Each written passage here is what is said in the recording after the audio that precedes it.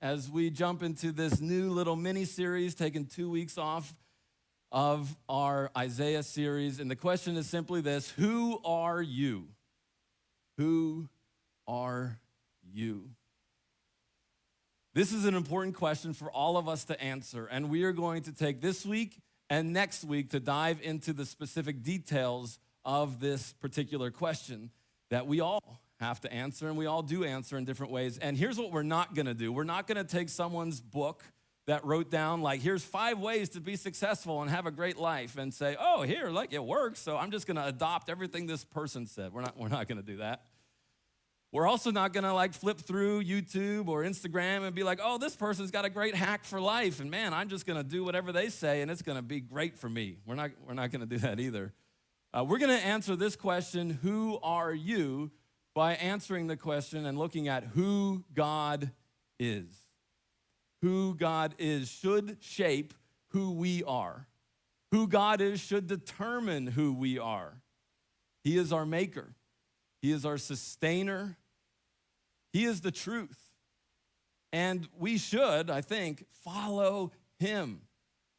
And so part 1 of this series is going to lead us to Genesis chapter 16, verse 13 in our Bibles. If you want to turn there with me, that's where we're going to spend a lot of time this morning.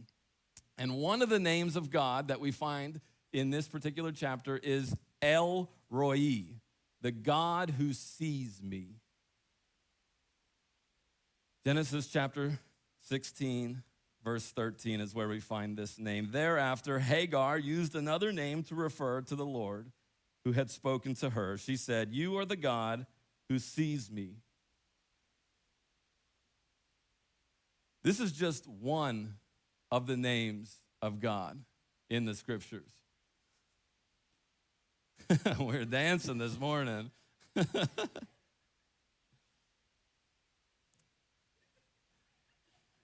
There we go. We'll go from that to a little Hebrew lesson. This word right here, this is El, this is God, and this is like an R, if we transliterate it, Roy, and then this is like possessive, me, the God who sees me. That's who we're talking about today. But it's one of many gods or many names of God that we can read in the Bible. There's Elohim, which you might be familiar with that word. It's actually a plural form in the Hebrew, which is interesting. And it means like strong ones. And then there's the personal name of God, like Yahweh, Jehovah. It's called the Tetragrammaton. It's YHWH, that God revealed himself as that. And that name was so special, so you don't want to use it in vain, that they just didn't even write it at all. They just started writing Adonai, which is translated as Lord in English and the Greek New Testament. And so with these names, you have Jehovah Jireh, the Lord who provides. You have El Shaddai, the almighty sufficient one. That word's related to the mountains. You have El Elyon, the most high ruler. You have Jehovah Nissi, the Lord's banner of victory. You have all these names of God. Do you know that? That God has so many names. Why does God have so many names? Why do you think?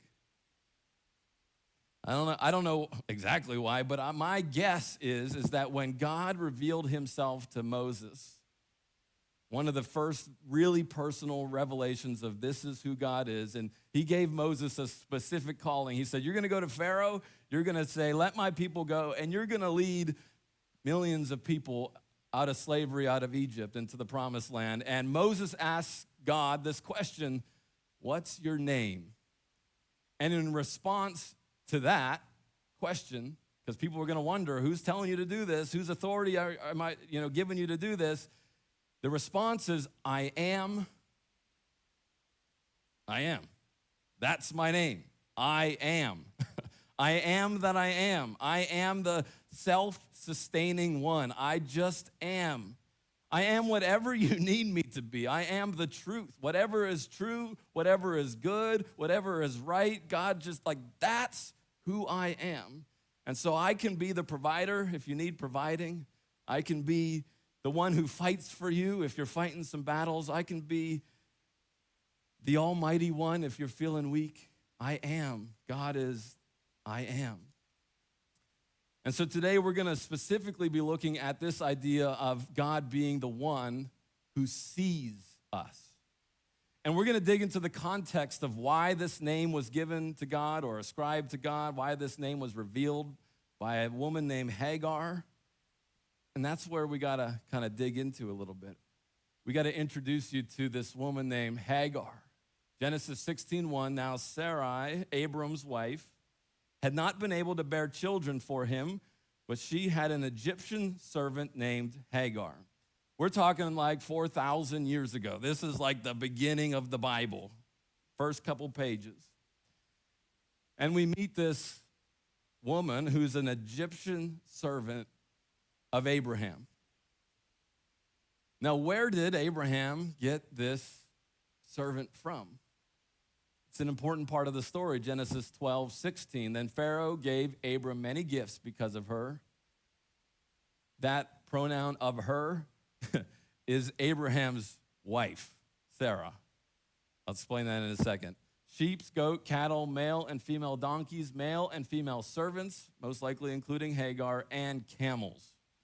So if you've got to be a little refreshed on the story of Abraham, he was like one of the first guys that God revealed himself to and said, you're going to leave your hometown of Ur and go to this land, this promised land that I will show you. And Abraham says, what land? And God said, I will show you when you get there. And so he picked up his family, all his stuff, and he went to this land, and guess what he found? A famine. Like, God, you brought me to this land, and there's nothing here. And so where does he go? He runs and escapes to Egypt because Egypt's got food. And when he gets to Egypt, he's so concerned that they're going to kill his wife, they're going to kill him for his wife, that Abraham pretends his wife is his sister and gives him to Pharaoh and says, you take her. And in exchange for how wonderful and beautiful his wife was, that he was pretending to be his sister, Pharaoh gives him all this stuff. Oh, man. You got to love these stories, don't you? This is the Bible. This is real life. And we have to kind of cross some cultural bridges, cross a lot of timelines. We're talking thousands of years ago when some of this crazy stuff was going on. So after Abraham and his family and all these sheep, goats, cattle, and all these people leave Egypt, they go back to this promised land that God had given them. And God had promised Abraham that land.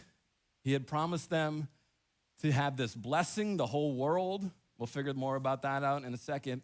And that Abraham was going to have a nation. Here was the problem with Abraham and his family. You can't have a nation of people if you don't have any kids.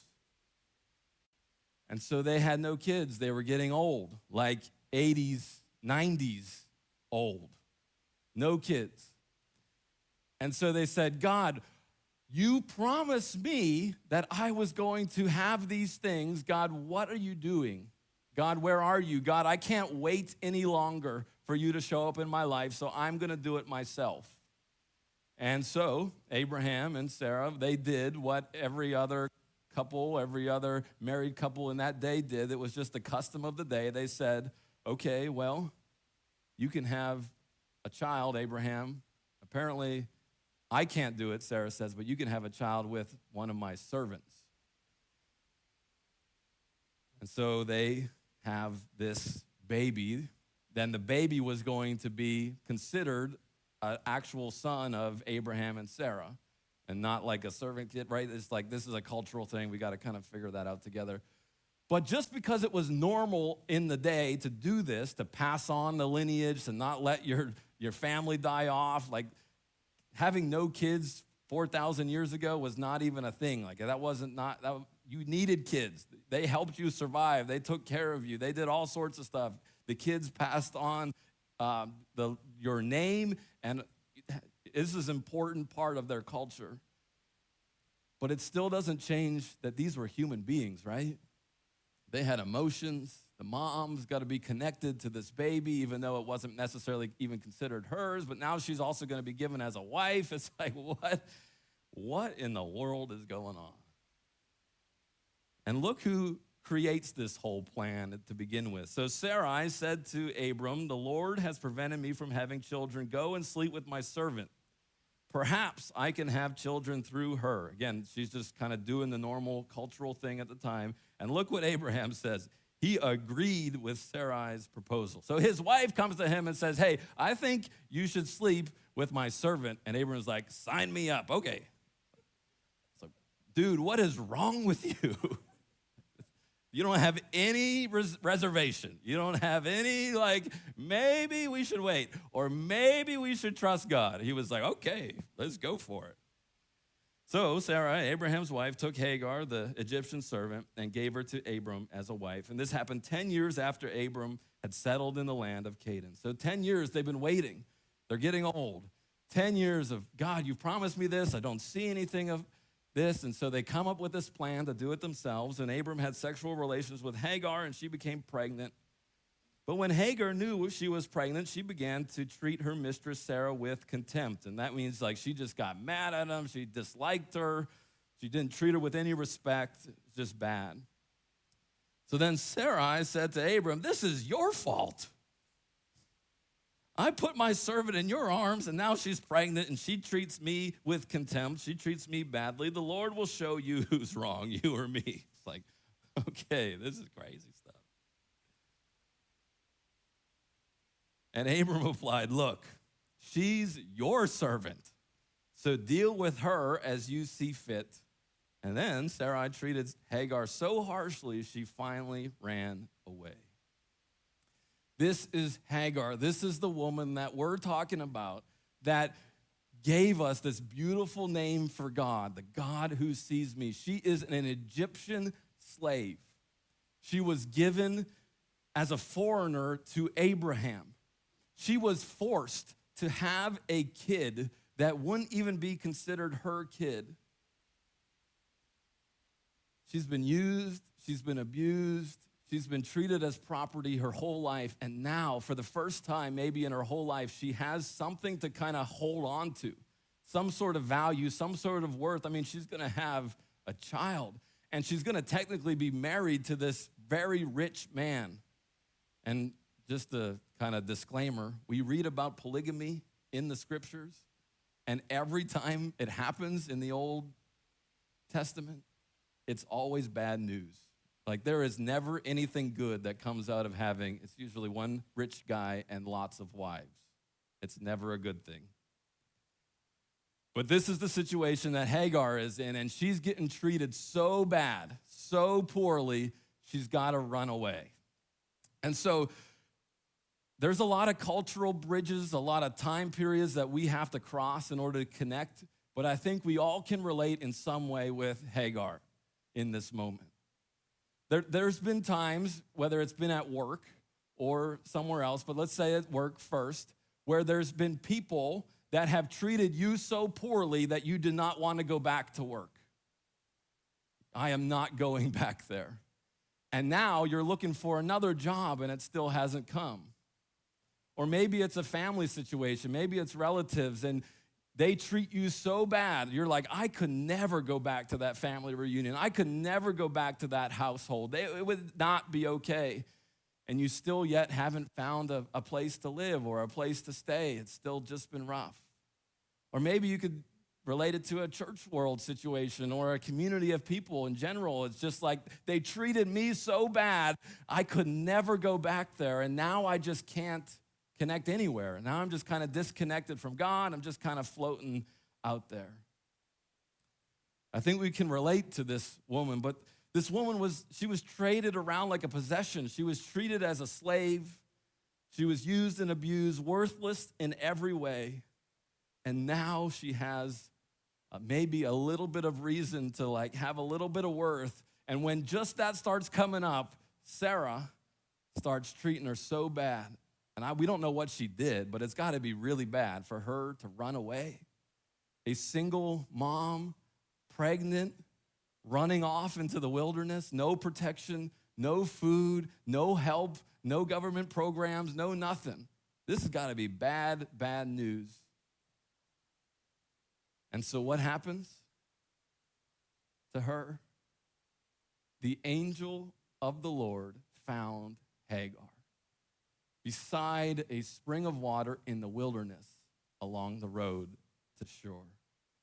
Who is thankful this morning that God finds us in the wilderness? Anybody?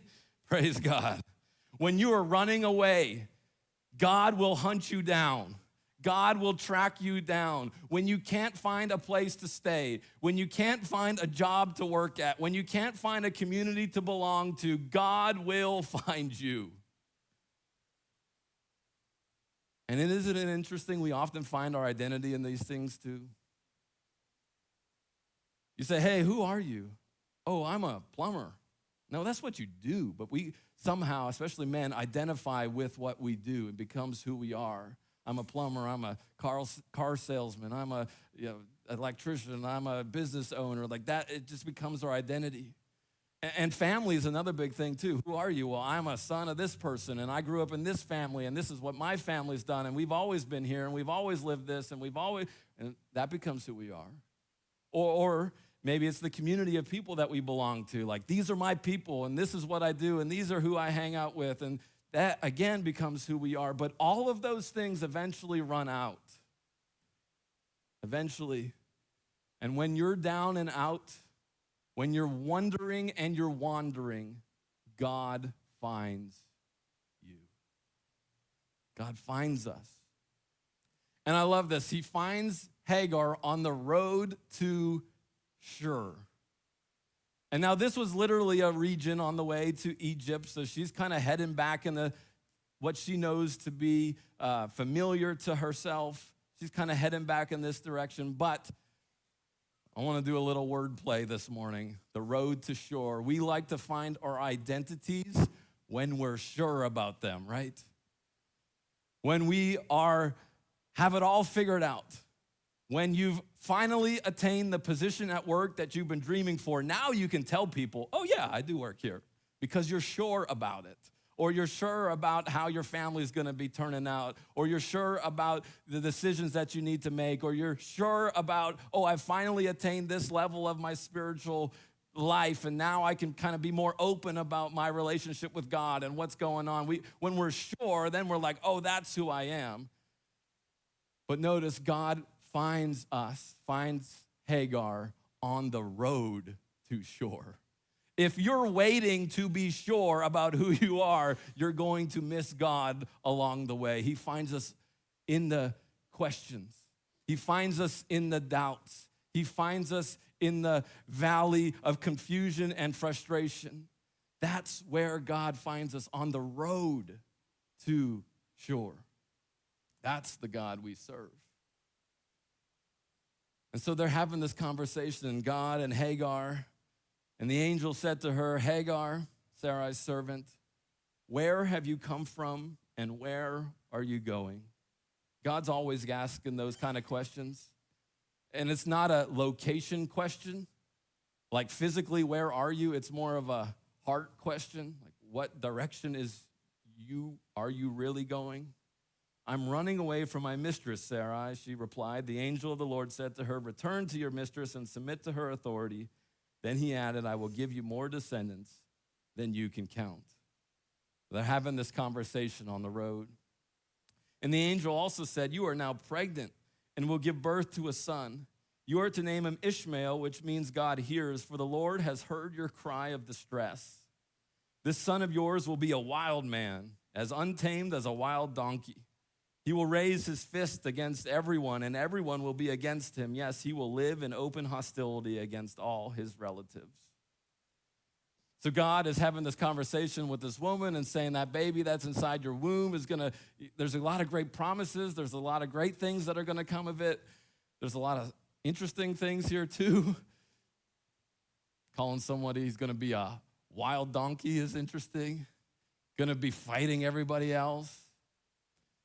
But there's a lot of blessing. There's going to be a nation coming from this child as well. So do you know Ishmael? Do you know the people today that trace their lineage back to this boy in this single mom's womb hiding in the wilderness? All the Arab people do. And specifically, this is really interesting, really fascinating. especially as you consider the Middle East and the wars that have been going on forever there, that the prophet Muhammad specifically traces his lineage back through Ishmael. And so nations fighting from the beginning of history, basically. And God saying, this is the way that it will be. This son, they will live in open hostility against all of his relatives. Interesting, right? So therefore, Hagar used another name to refer to the Lord. This is the setting of this verse. Who had spoken to her, she said, you are the God who sees me. God is a God who sees us in the wilderness, when we're running away, when I'm rejected and put out, when I have no place to call home, when I'm discouraged and depressed, when I'm the road to sure, and I don't know if I'll ever be sure, God finds us. And he talks to us, and he helps us, and he tells us who we are. God is the God who sees me. El Roi. Would you say that with me? El Roi. El Roi. But it doesn't stop there. That might be who God is, but who are we?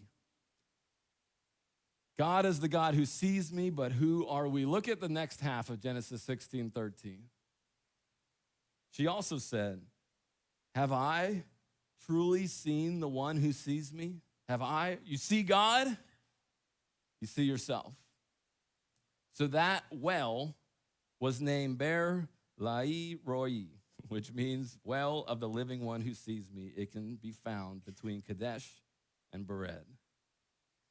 Seeing the one who sees me, knowing the one who sees me, helps us understand who we are.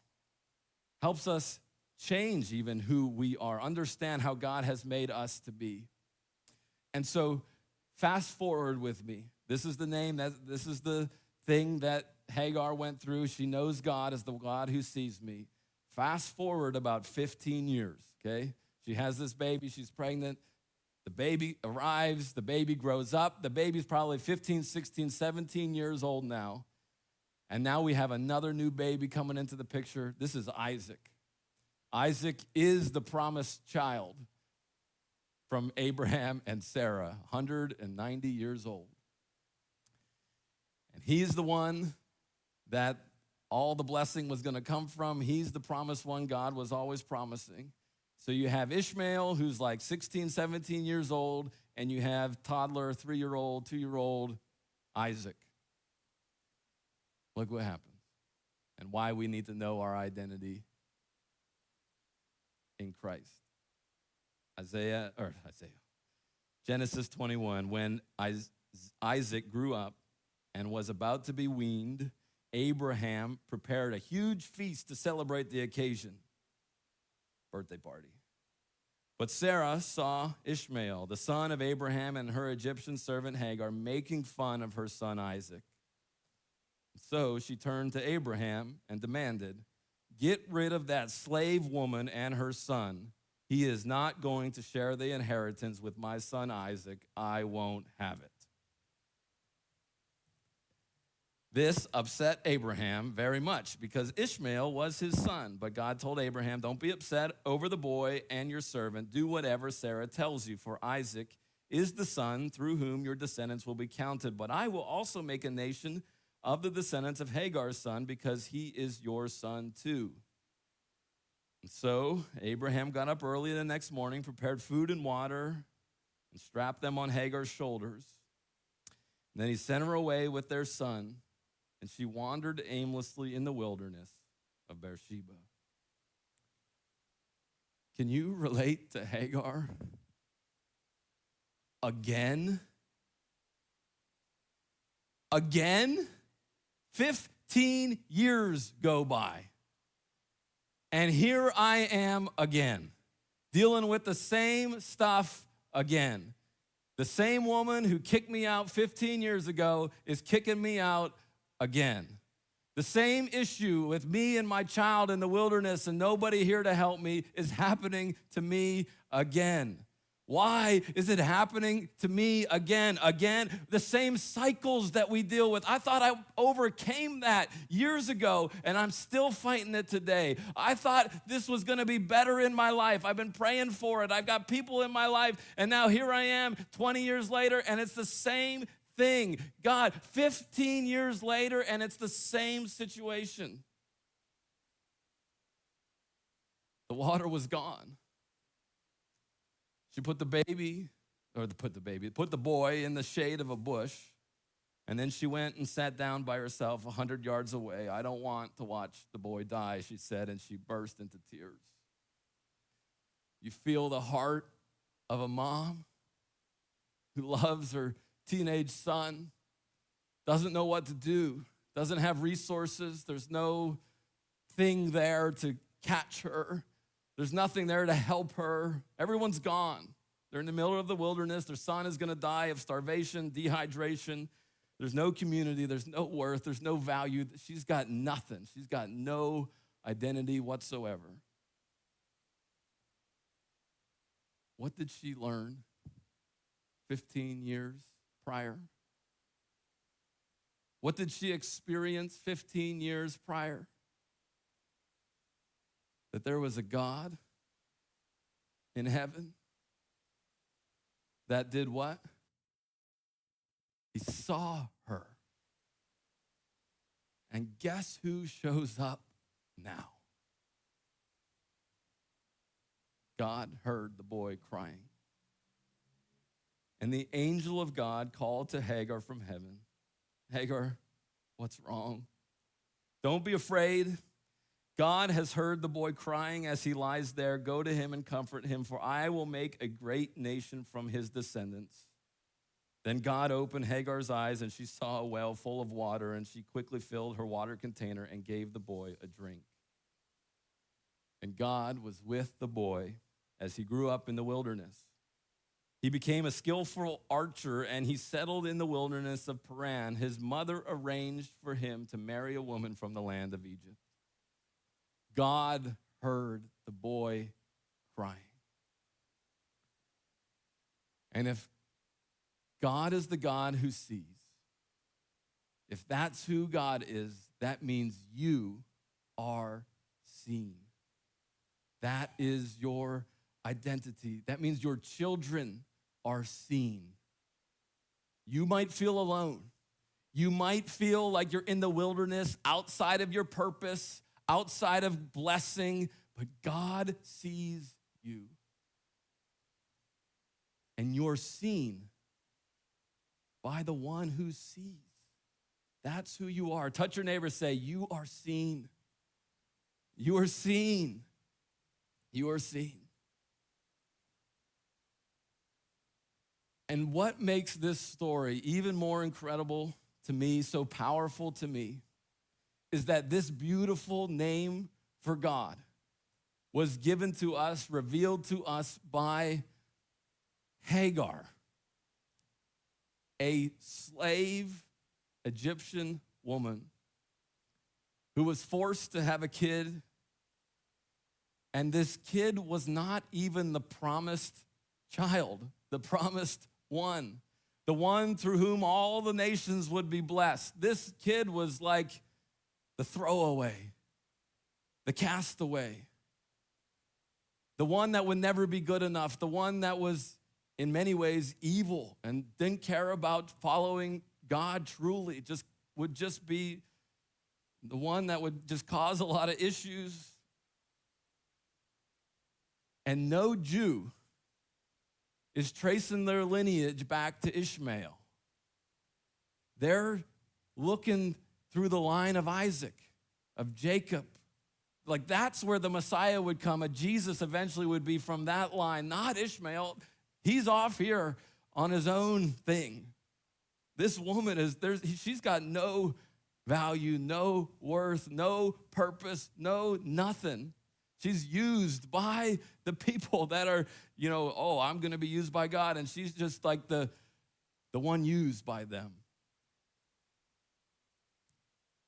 And she is the one that God shows up to. We were reading in that text, the angel of the Lord. The angel of the Lord is a special figure in the Old Testament. He's a little different than God, but he's given all the same attributes as God, which makes us, makes me, makes many biblical scholars believe that he is God himself, the second person of the Trinity, the God the Son. Before Jesus was born, he existed, and this was Jesus showing up to a single pregnant mom in the wilderness, wondering what was going to happen. This was Jesus showing up to the woman with her teenage son that was about to die along the side of the road, because that's who God is. He's the God who sees women in need, like Hagar, sees people along the side of the road in the wilderness. Like, this is God. He is the God who sees no matter who you are and no matter what you've done. Would you take a moment and pray with me? Let's just talk to God together and just say, God, in this moment, I'm aware that you see me. God, I'm aware that you see my marriage. God, I'm aware that you see my parenting and maybe the job situation. God, you see the mental health challenges. You see the addictions. You see the loneliness or the feelings of being alone. You see the worry that we carry and the stress that we have. God, we know this morning that you see all of those things and you care enough to show up when we're in the wilderness, when we're not sure about what's going on. Like, those are the moments that attract you so strongly. And God, as we read this text in Genesis, and we get this kind of picture of this angel of the Lord, this, we believe, Jesus, before you were Jesus, born on this earth as a human. I just think we get such a clear picture of who you are. As you came, God, and walked on this earth and interacted with people, who did you spend time with? Who did you see? The ones that everybody overlooked. The ones that everybody ran away from. The ones that everybody thought weren't good enough. Jesus, you showed us that you will walk through the lands everybody avoids to go and sit next to a woman on a well and talk to her and radically change her life forever. God, we see that. Thank you for revealing that to us. Or God, maybe it's the lepers that were put into their own communities, that were ostracized and kept away. Everyone was afraid of them, and God, you walked right into their community and embraced them because you see them when everybody else just wanted to look the other direction. God, thank you for being the God who sees. Thank you for not being scared away by us people. Thank you for the fact that we are never too far away from you, where you can't see us and you won't come and find us. God, thank you. Would you open your mouths up with me and just say thank you to God for seeing me? Would you say that? Say, thank you, God, for seeing me. Thank you, God, for seeing me. And then reflect on, that's who God is. He sees us. Now, who are you? Just say it out loud. Say, I am seen by you. I am seen by you. Amen. Worship team, why don't you come on up here?